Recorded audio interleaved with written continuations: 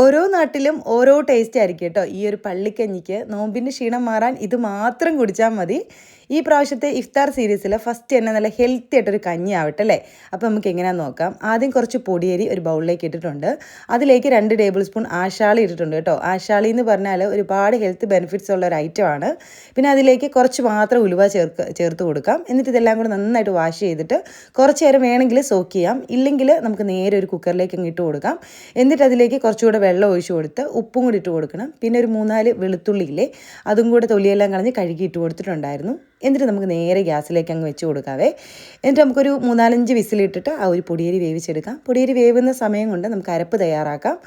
ഒരു 2 കപ്പ് തേങ്ങയിലേക്ക് നമ്മൾ പൊടിയരി എടുത്ത് ആ കപ്പിന് 2 കപ്പ് തേങ്ങയിലേക്ക് കുറച്ച് ചെറിയ ജീരകം, ഒരു 3-4 ചെറിയ ഉള്ളി, ഒരല്പം മഞ്ഞൾപ്പൊടിയും വെള്ളവും കൂടെ ഒഴിച്ച് ഇതുപോലെ ഒന്ന് അരച്ച് വെക്കണേ. ഇനിയിപ്പോൾ പൊടിയരി വെന്ത് കിട്ടിയിട്ടുണ്ടായിരുന്നു. ഇത് ഞാൻ നേരെ ഒരു കലത്തിലേക്ക് മാറ്റി എന്നിട്ട് ഒന്നുകൂടെ തിളപ്പിച്ചെടുക്കുന്നുണ്ട്. എന്നിട്ട് നമുക്കിതിലേക്ക് വെള്ളം വേണമെങ്കിൽ ചേർത്ത് കൊടുത്ത് തിളപ്പിച്ചെടുക്കണം. എന്നിട്ട് വേണം അരപ്പ് ചേർത്ത് കൊടുക്കാൻ.